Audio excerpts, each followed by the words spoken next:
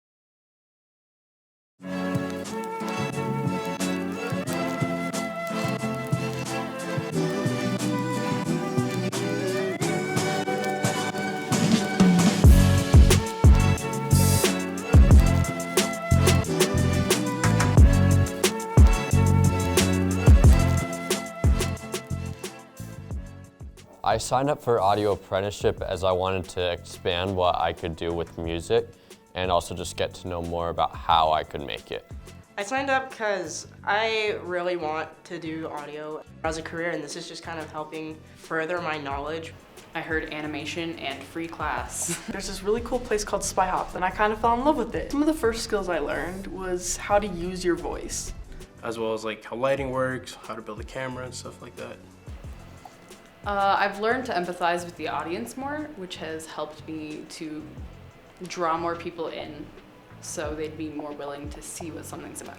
I feel like you learn a lot more than you do in like you would in a college class because you get hands-on experience in everything that you're doing. It's a really good environment. It's a very good community. I feel like self-expression is like really empowered here. You're not scared to be who you are around people. The environment is so great. Everyone here is so nice and accepting, and like we're all just like trying to follow our passions and learning and growing from each other. Everyone's great. Super happy, chaotic, fun times.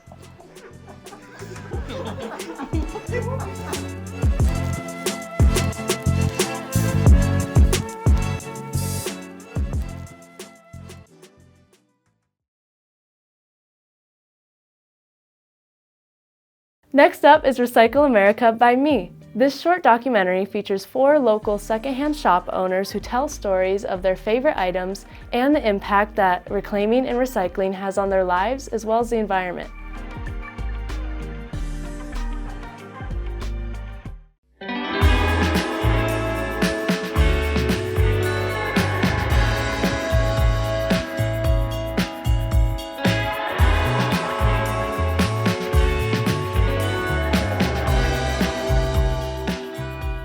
I work at Lilies of the Field. I've been in business for 8 years. This is a homeless ministry. I was on the street helping the homeless for 8 years. So July the 15th this year will be 9 years inside.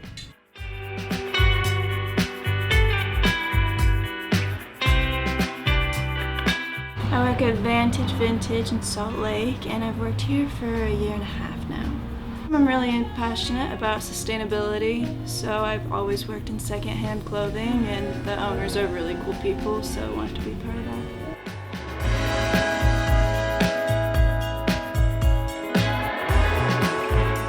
I own a shop called Refinery, and I have had this store in Utah this is in my 4th year. This is my 2nd location. We do a little bit more than just regular consignment. We do upcycling and mending and handmade.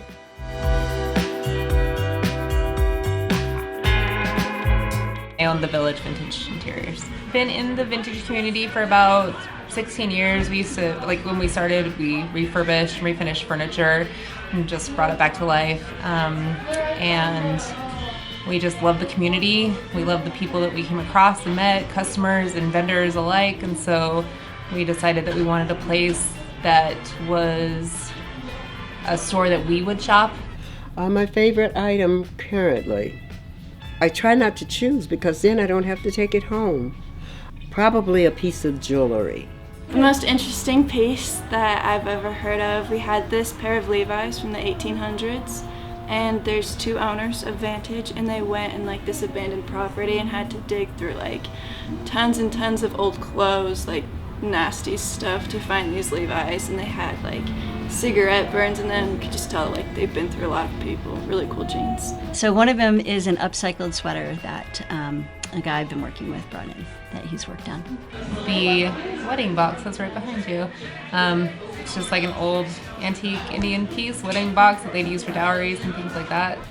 Oh, this trunk right here. This trunk came back from World War II with the young man that brought back in the trunk everything that he owned. And when he gave it to me, he gave me the history of the trunk, and he gave me another couple of items that he brought back from Japan. It's nice to know that we're just doing like a small part to like, you know, keep things sustainable. Like there's so much out there, and it's really not a competitive business because there's so much out there. Like everybody can really find their own niche and their own interests. and it's really easy for them to curate those items because we don't really need to be making more. People should buy vintage because it's a lot better for the planet. I think it's really cool also to have one of everything, because you know, like you walk into any commercial store like Zara or something and there's going to be 10 of the same shirt or something, but if you buy vintage or you buy secondhand, a lot of the time there's only one of everything that you buy. To work in resale clothing and fashion is way more sustainable than new fashion, because new fashion is responsible for about 10% of our carbon footprint, and it's the third largest polluting industry in the world. So it's nice to know I'm not contributing to those things. You know, you get a lot more out of it. You get something that lasts a lot longer, something that has stood the test of time. You're reducing waste because you're reusing and repurposing, and that's kind of major. You should be aiming to wear things at least 30 times. I think that number's pretty low, but if that's what we're shooting for, it kind of tells you what's going on in the marketplace. To recycle America. We're the most wasteful country there is, and there's so much that goes to the landfills. And so repurposing, even if you repurpose it, you're still going to end up, you know, with a lot in the landfills because the old stuff lasts. And it eventually gets torn down or recycled or to the landfill. Recycle. Sustainable. Community. Repurposing. Small business. Clothing and fashion. Planet. Reducing waste. Vintage and upcycling. Local business. Landfill waste goes down.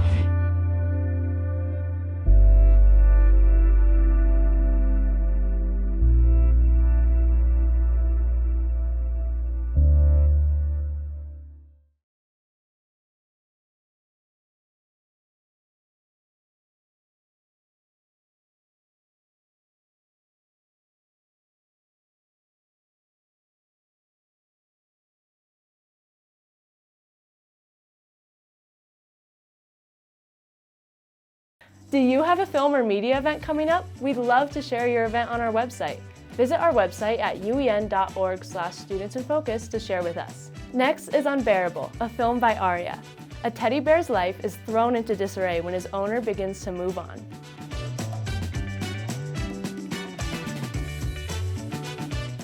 This is Moose. Moose is a lovely little bear whose only job is to bring happiness to young Emma. It isn't an easy job, but Moose is one of the best in the business. When Emma's first goldfish died, Moose was by her side. Moose had a certain way of making crying children happy again. Moose's parents had taught him the ways of consoling crying children, as their parents did before them. Works every time. Moose knew that no matter what, his and Emma's bond was a great one. He could not contain his happiness when he saw her, and the delight that came when she hugged him. Moose was happy. For now.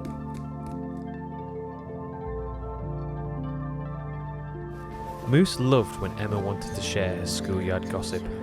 He easily bounced off her energy, and agreed with everything she said. It was hard for Moose when Emma wasn't there. He sat in his own thoughts that weren't easy to think. How many types of bears are there? Would I rather have 1,000 pancakes or 1,000 waffles? I wonder what will happen if she doesn't come back, he thought. That thought surprised him. He hadn't thought that before. If she doesn't... He trailed off. Moose sat and pondered for a moment. All the life Moose had ever known was with Emma. I don't know what would happen, he thought.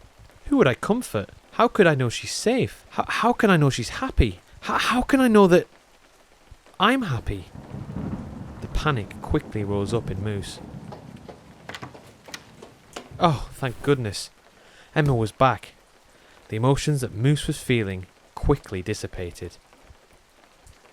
Moose took a deep breath in and out. He could rest easy. This was a moment that Moose would look back on for years. This exact moment would haunt and cause great peril to Moose in the years to come. Slowly, Moose started to notice a trend. a trend which he wished he didn't notice. Emma wasn't paying as much attention to him. Emma was less and less interested in Moose.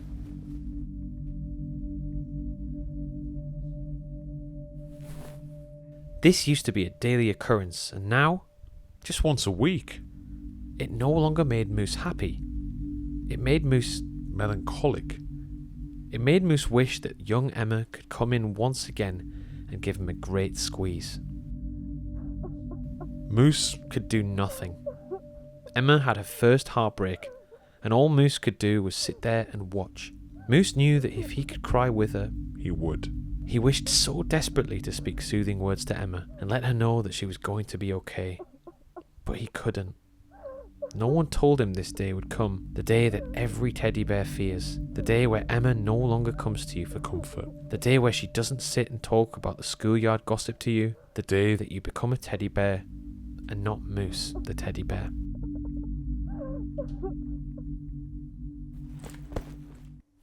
Moose wanted to be happy to be held again, but Emma hadn't held him for a year.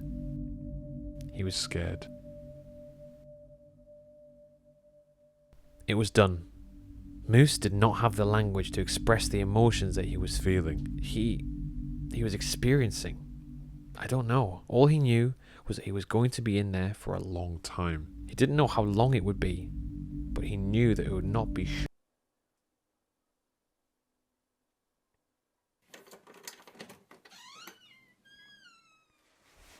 Oh my goodness, I can't believe this thing is still here.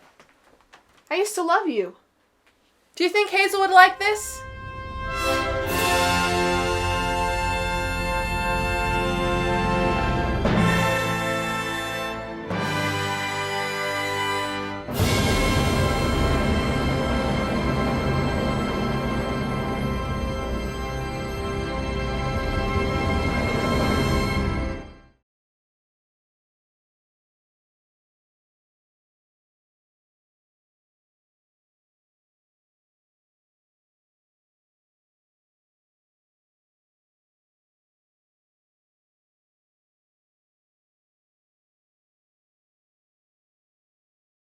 Our final piece is an industry spotlight with Carolyn Leone.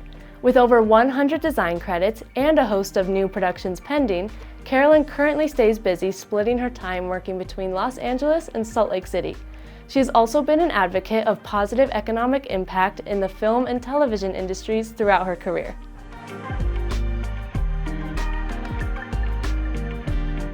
I think my favorite thing about my job is that every project has its own, requirements and needs and style. You don't, even though you keep designing costumes and you keep creating characters, it's a different project every time. It doesn't really get that repetitive or that boring. I originally got involved in costume design because I had an older sister that studied lighting design for theater, and I was still in high school when she was studying lighting design. And she had to, as part of her coursework, she had to take some costume design classes. And whenever she would come home, she would say, "Carolyn, you should do costume design." And I, at the time I was, into gymnastics and dance and art, and I didn't really have much of a focus. And so, it kind of naturally progressed. So I got my degrees in theatrical costume design. For stage and opera and dance, but I took all my electives in film classes. Because at that time, I think it's still true of some universities that you can't, most costume designers come out of like the theater arts programs and not so much the film programs. So when I was finished with school at the University of Illinois, I moved out to Los Angeles with some of my college friends. And, of course, there's always the mystery of how do you get your foot in the door. And my first job, I worked at a store called International Silks and Woolens, which is a gigantic, beautiful, old-style fabric store in LA that many of the costume designers used to, shop there. So I met a few costume designers that way. And I also did some temping where you were basically doing, clerical work or answering phones. but they would just send you to different production companies. I was answering phones for one of the producers at New Line Cinema for a while. You know, after I'd been there a long time, he was finally like, so what do you want to do? And I'm like, oh, I'm a costume designer. And he's like, why did you not tell me? And so he hooked me up with some costume designers. I was almost hired on Nightmare on Elm Street 5.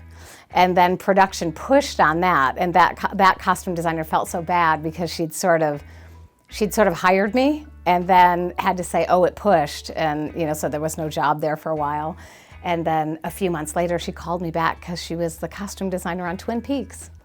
So I got to just be the low man on the totem pole on that show, and you know, it was a great learning process to just start at the bottom and sort of, you know, work your way up over the years. And I did end up on the TV series Freddy's Nightmares, which was kind of, again, connected to the whole New Line Cinema connection.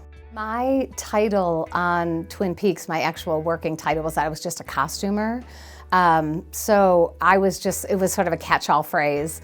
So there was, you know, the basic structures. You have the costume designer and assistant costume designers, and then wardrobe supervisors kind of, they keep track of all the filming and all the continuity, and they're usually in charge of like the set costumers and the key costumers and the trailer costumers. And, you know, depending on what show you're on, you know, it could be the costume designer plus 3 people, you know, or it could be the costume designer plus, you know, 19 or 20. Like when I worked on the first season of Yellowstone that had a gigantic wardrobe department.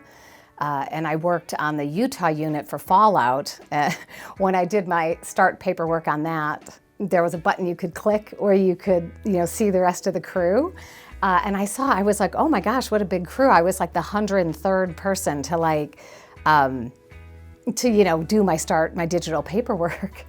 And when I clicked through, I realized I was the 103rd person on the wardrobe crew because they built all of those things, and they had a unit in New York, and they had a unit in Africa, and they had a unit in Utah. So really, a wardrobe crew can be anywhere from 2 people to apparently 103.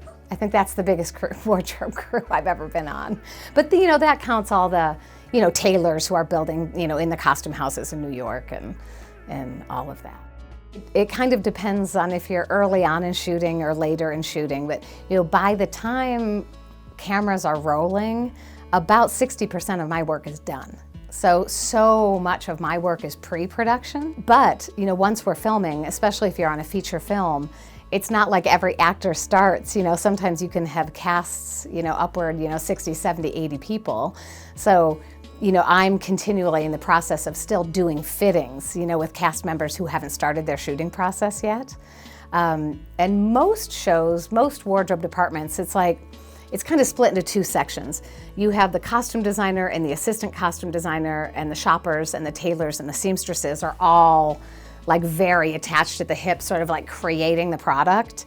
And then you have the wardrobe supervisors they're almost more the boss of set per se than I am. So they are making sure that the right people are in the right place at the right time, and the right clothes are in the right rooms. And you know, as you know, they shoot films out of order, and it's basically location based. You know, if they've already have all the lights set up in the kitchen set or whatever, they're going to do every kitchen scene. So the actors, you know, they're acting in day 1 of the script, and then they're acting in day 10 of the script, and then they're acting in day 7 of the script. And you know, and sometimes you work on shows where they'll do multiple episodes at a time. So, you know, it takes a lot of people to pay attention to that kind of continuity. Block shooting is a little bit of an exception. I mean, the rule is you're usually doing 1 feature film or 1 episode of television at a time. It's really a team effort. I do really appreciate that somehow the universe delivered to me that, you know, I've really personally worked in every department. And I do think that helps, that, you know, every level of the wardrobe department. You know, it helps when you're a costume designer who really knows what the set costumers need and what the wardrobe supervisor needs. And it's not just all about creating a beautiful look, you know, unless you want daily chaos. You have to also be good at budgeting and crew management. And there's a lot, I love the creative element of my job, but I would say about 30 to 40% of my job is creative, and 50 to 60% of it is crew management and budgeting and the stuff that is not fun, that they don't really teach you about in school, that you have to sort of catch up and just learn about on your own. And it's interesting, the course that I teach at the University of Utah, it's a design for film and television class, but I do make the students do a budget for a script because I got out of school without ever doing a budget, and it's a hard job.